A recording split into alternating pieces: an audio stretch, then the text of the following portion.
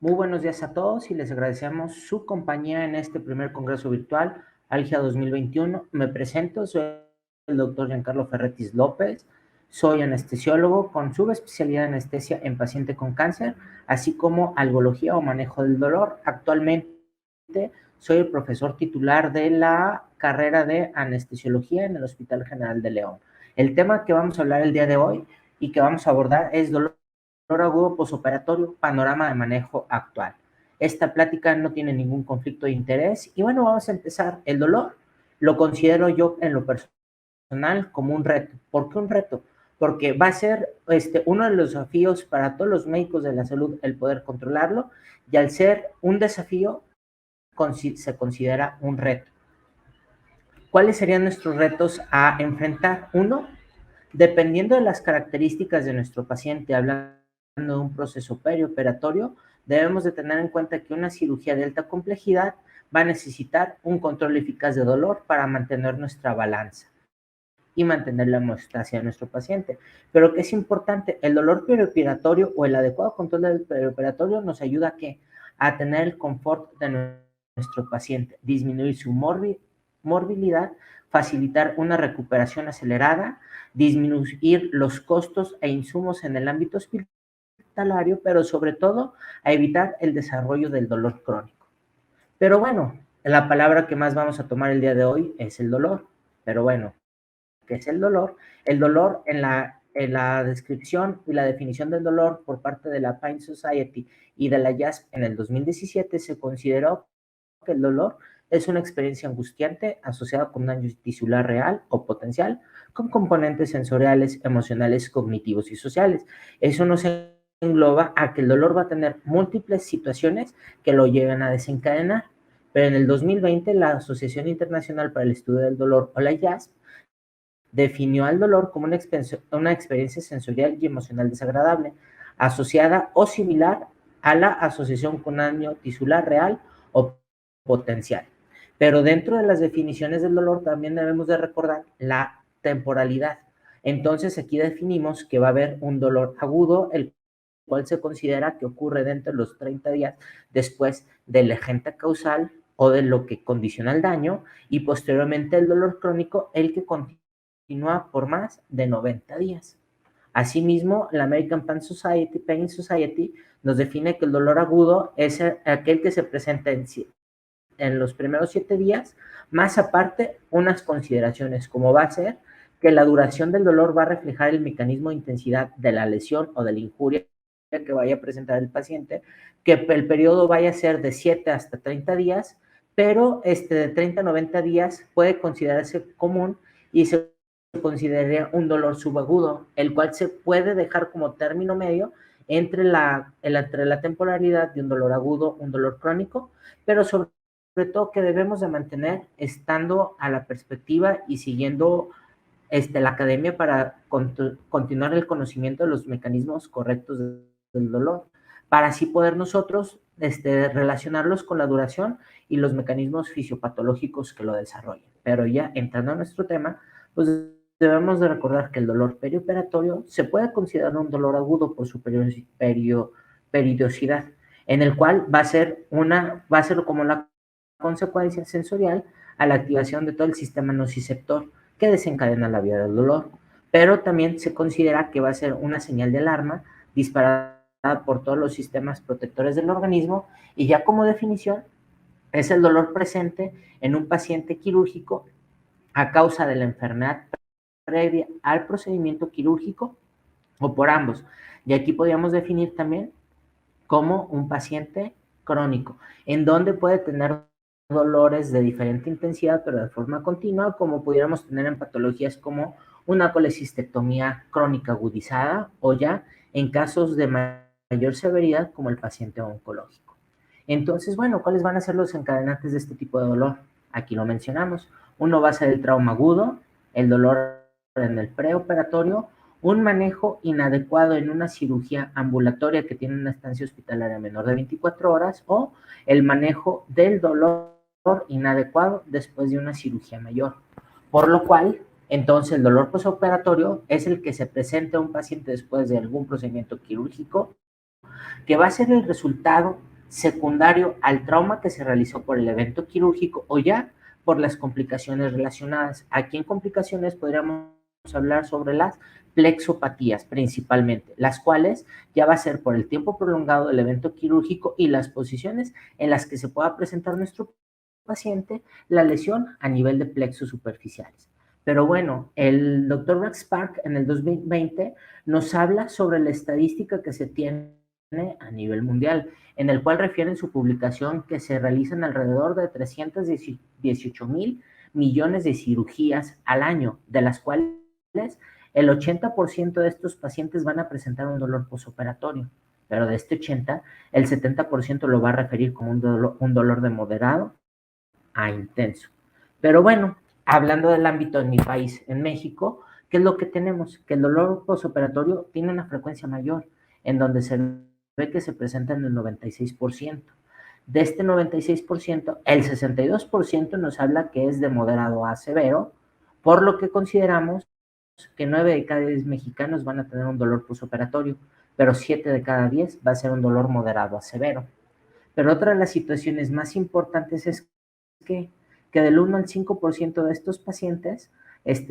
van a requerir la analgesia a base de algún opioide, pero también lo más preocupante es que el 68% de todos estos pacientes presenta o se prescriben 2 antiinflamatorios para el manejo del dolor, cosa que es una mala prescripción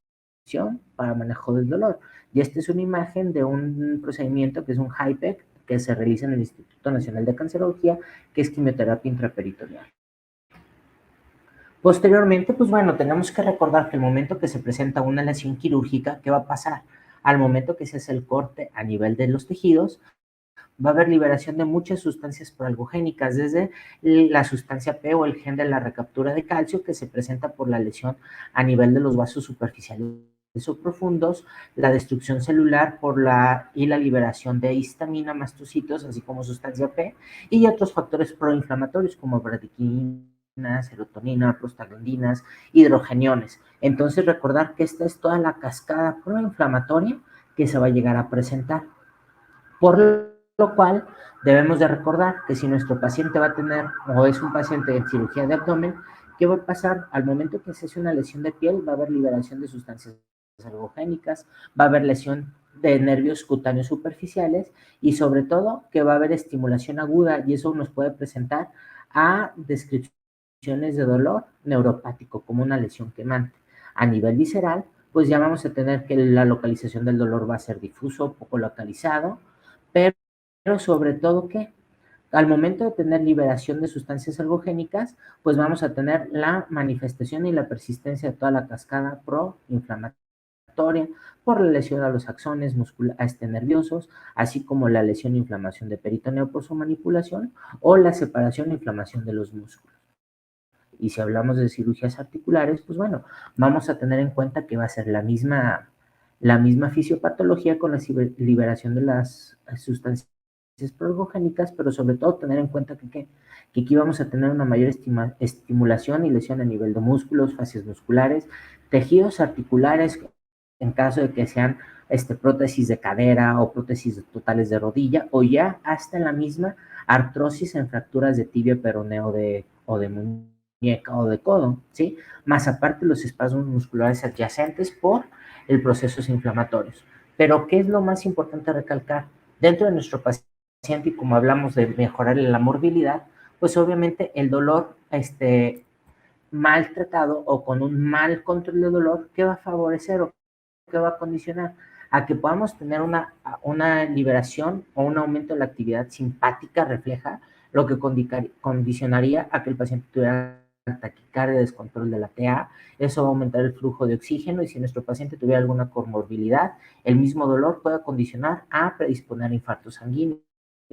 Asimismo, puede aumentar el riesgo de la presencia de telectasias, hipoxia, reintubaciones, pero sobre todo y lo más importante es una disminución a la respuesta inmunitaria y que condicionaría a infección y sepsis. Eso quiere decir que el manejo de un dolor en el posoperatorio debe ser de manejo multidisciplinario para disminuir la mortalidad. Pero entonces el dolor postquirúrgico, ya que como va a estar asociado a eventos quirúrgicos y su intensidad va a ser de moderada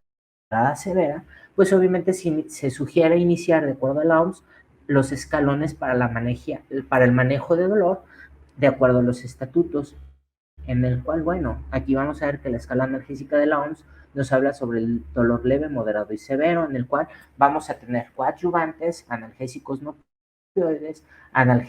opioides con coadyuvantes, y en caso de ser moderado, utilizar opioides de potencia menor, como pudiera ser la codeína o tramadol, o ya en dolor grave, ya podríamos utilizar analgésicos no opioides coadyuvantes como paracetamol, dexametasona, algún gabapentinoide, pero ya utilizar opioides de mayor potencia. ¿Y cómo nosotros nos vamos a guiar sobre la intensidad del dolor? Pues de acuerdo a la escala de EVA modificada con la escala de Mar, en el cual pues obviamente vamos a tener un dolor leve o un dolor nulo, un dolor leve, un dolor moderado, hasta un dolor severo, en el que nosotros podríamos utilizar ya opioides de moderada o a potencia elevada, así como ya dolor incontrolable, en el cual ya pudiéramos ver algún tipo de opciones, como sería ya el manejo intervencionista del dolor. Pero bueno, tenemos que tomar en cuenta que va a haber factores de riesgos que nos van a estar asociados con el dolor postquirúrgico que pueda presentar nuestro paciente, por lo cual siempre una valoración adecuada de nuestro paciente pues nos va a ayudar a evitar muchas complicaciones posteriores. Como vemos aquí en el perioperatorio, la edad menor de 40 años, sexo femenino, pacientes obesos o ya pacientes que tuvieron dolor crónico previo a la cirugía, pues nos va a condicionar a que tengan un dolor de difícil control. Asimismo, ya algún otro tipo de situación que vayan a estar expuestos a cirugía de tórax, a cirugía cardíaca, alguna amputación de la misma o cirugía de mama por la manipulación, y ya en el postoperatorio que pueda condicionar a que este dolor agudo se haga un dolor crónico, pues va a ser el descontrol en el postoperatorio y complicaciones postquirúrgicas. Entonces, recordar que dependiendo de todo lo que hablamos anteriormente, debemos de ver cuáles serían las cirugías que nos pudieran aumentar o considerar el riesgo elevado del dolor postoperatorio, como en estos casos serían las cirugías que causan en mayor incidencia dolor severo, todas las cirugías de tórax, colecistectomías laparoscópicas por lomalgia, cirugía de ortopedia, tanto prótesis, así como cirugías artroscópicas, hemorroidectomías, y ya de las que se pueden meter de forma más común en nuestro ambiente quirúrgico, pues amigdalectomías, cirugías laparoscópicas ginecológicas o artroscopías diagnósticas, en donde son eventos quirúrgicos menores de 2 horas y que con eso conlleve a una menor exposición quirúrgica y manipulación. Por lo cual, pues se han tratado de hacer diferentes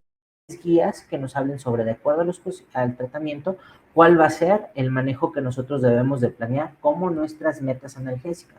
Por lo cual, se trató de iniciar ya lo que va a ser el Postoperative Pain Specific Procedure Approach, en el cual, de acuerdo a la propuesta de la OMS, nuestro objetivo va a ser el manejo del dolor postoperatorio, considerando ya las características y la intensidad del dolor y de acuerdo al tipo de cirugía que se va a realizar, en el cual,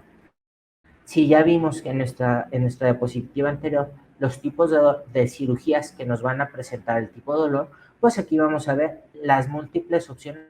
que nosotros podamos tener, desde la utilización de los paracetamol en este caso, con un antiinflamatorio y apoyarlo con una anestesia regional, lo que es neoaxial, o en su caso la utilización ya opioides intravenosos, pero eso dependiendo de la intensidad del dolor. Asimismo ya poder utilizar con opioides de una potencia mayor, ya con las bombas de analgesia controlada por el paciente, pero siempre apoyados con una analgesia peridural. Entonces, ya vemos aquí cómo nosotros vamos a poder empezar a hacer, cuáles van a ser nuestros planes analgésicos en el postoperatorio. Pero si recordamos las vías del dolor, pues bueno, vamos a ver que el dolor va a tener 4 etapas, que va a ser la transducción, la transmisión, cuando ya llegan a las cadenas de las astas posteriores,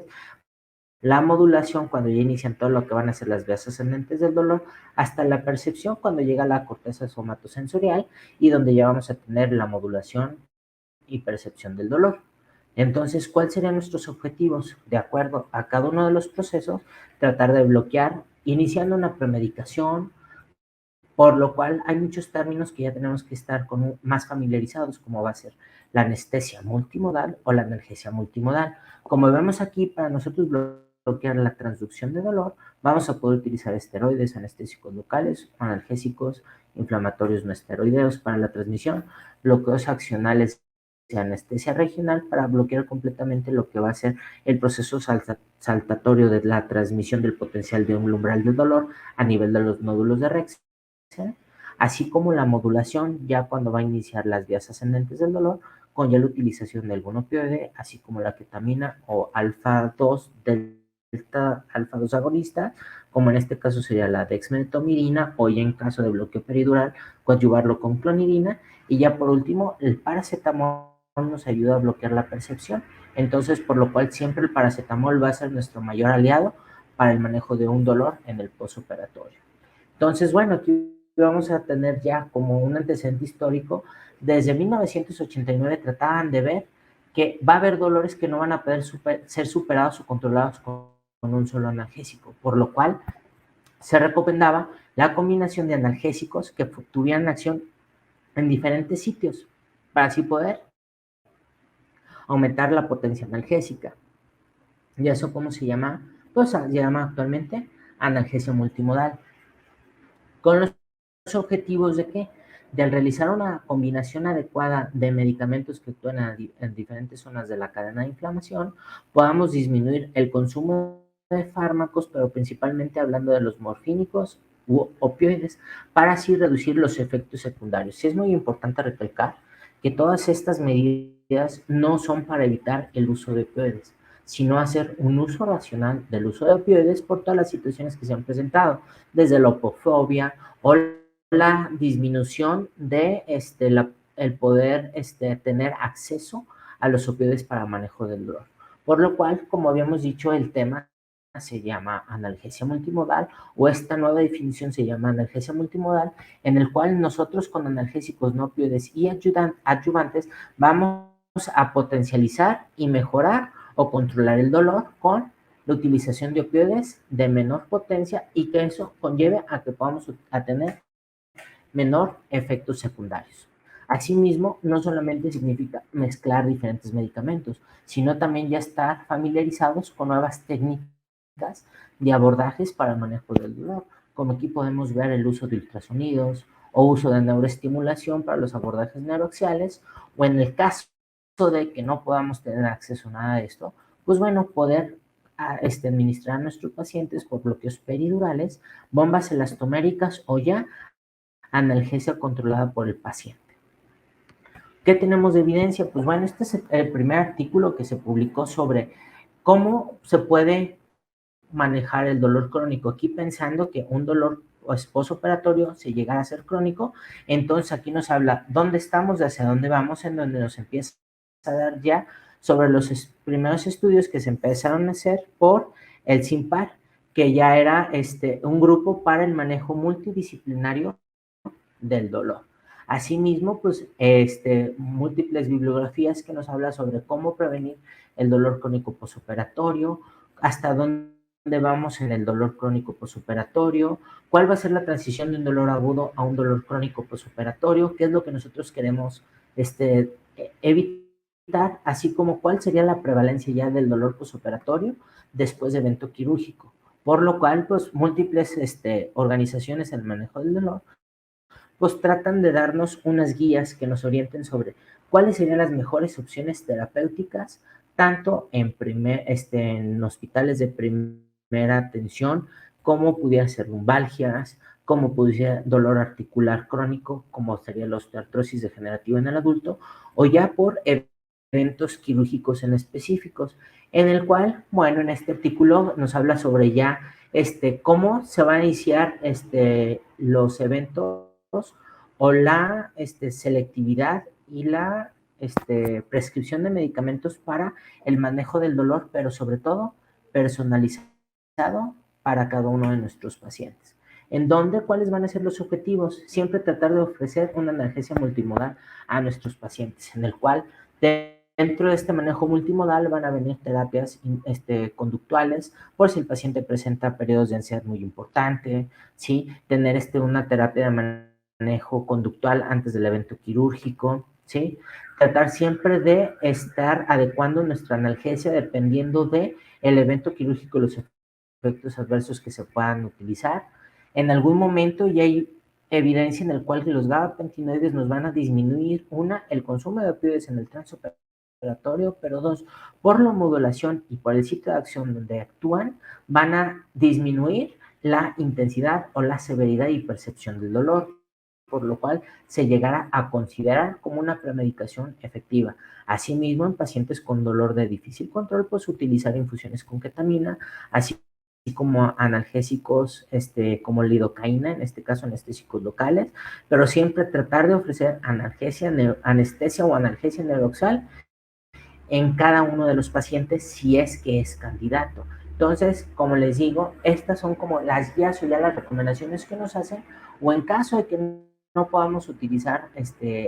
analgesia o anestesia neuroaxial, pues utilizar ya analgesia controlada por el paciente, en el cual dependiendo de la intensidad del dolor, el medicamento que vamos a utilizar, el paciente pueda acceder de forma libre, sin supervisión por el servicio de enfermería o supervisión médica, los rescates que se consideren necesarios para controlar el dolor. Posteriormente, la American Cancer Society, también en el 2019, publica sus guías para el manejo del dolor postoperatorio, en el cual tratan de hacer nuevamente la selección del tipo quirúrgico en el cual se va a someter a nuestro paciente y cuál sería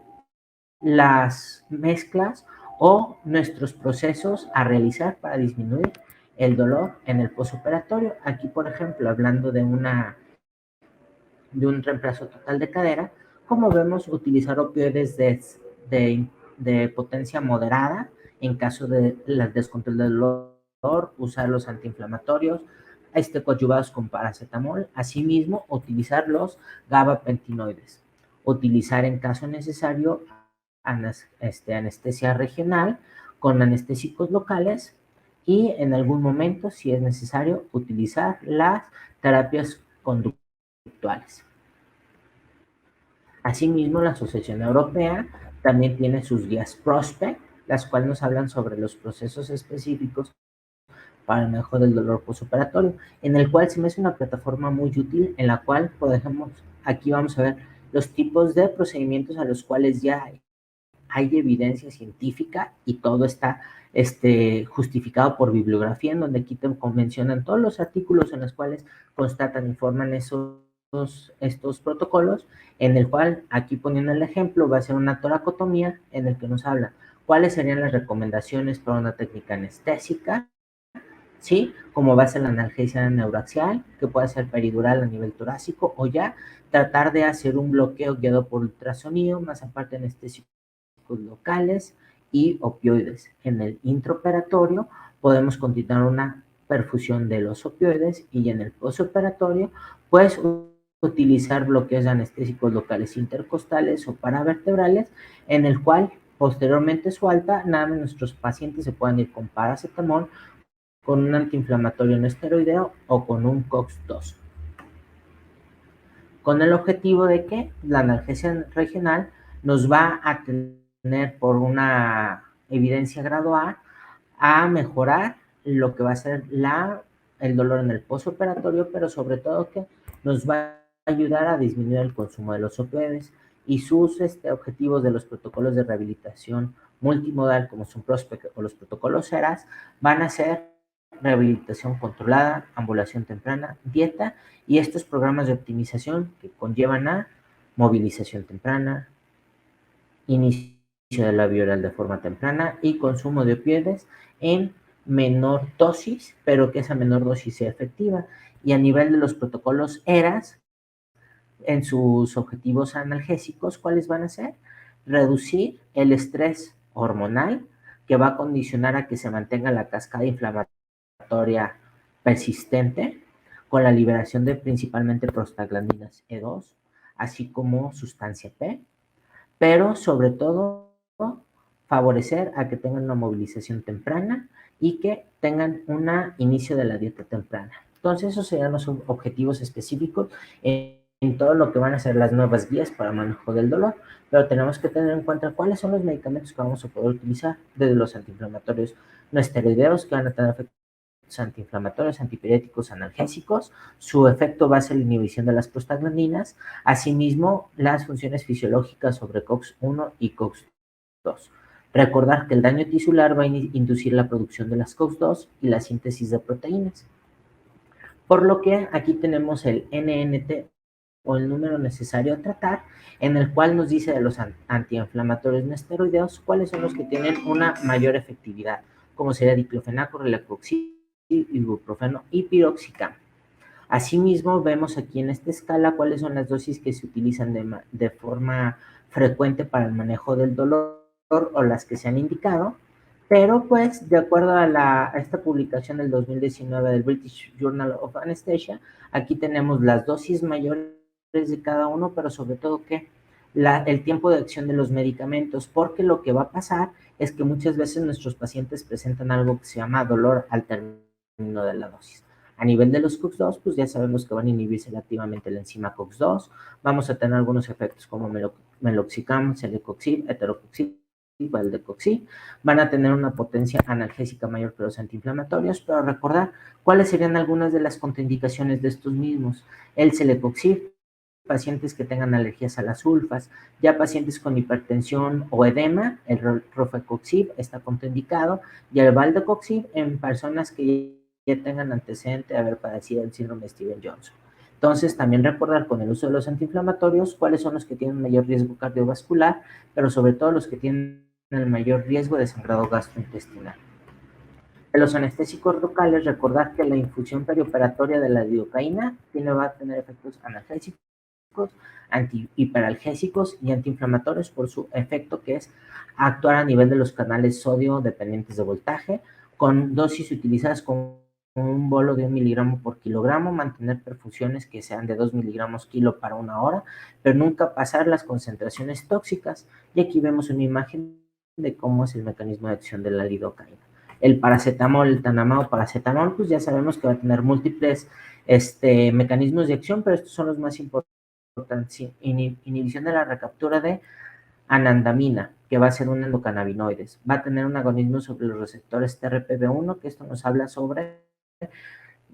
termorreceptores por el dolor, por temperatura. Asimismo, movilización de endocannabinoides, inhibición de la COX-3, que es la que se mantiene en estudio, pero sobre todo la inhibición de la formación de prostaglandinas por los macrófagos. De los alfa-2 agonistas, pues ya tenemos tanto la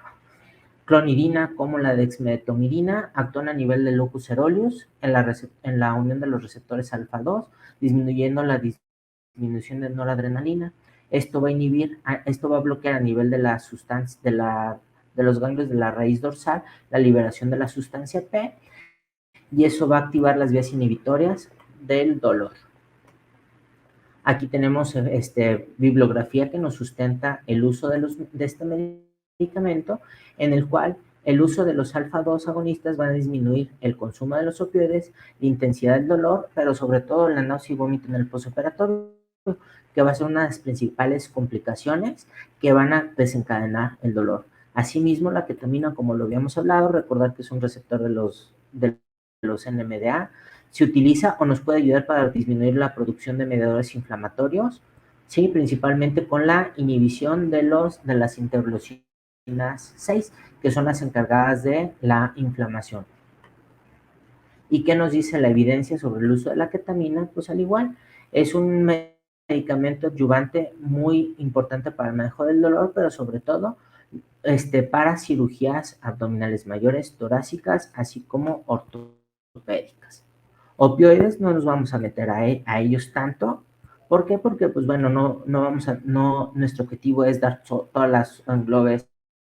todas las situaciones a nivel general sobre esta, pero recordar esto principalmente, los tiempos de acción de los opioides, porque si no caemos en lo mismo de un opioide, una dosis cada 6 horas, cada 8 horas, cada 12 horas, y que es lo único que pasa, que nuestras concentraciones plasmáticas no van a ser las efectivas y el paciente va a condicionar al descontrol, y al momento de querer agregar rescate, lo único que vamos a condicionar o vamos a aumentar el riesgo es de la presencia de los efectos adversos secundarios.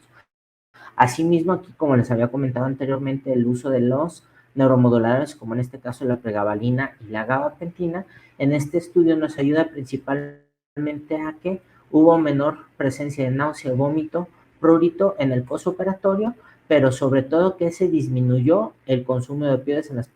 primeras 24 horas para el consumo de los opioides, pero es importante recordar que no está aprobado para su uso en el perioperatorio. Ok, siempre esto se tiene que hacer con una administración o con una administración, una indicación de 7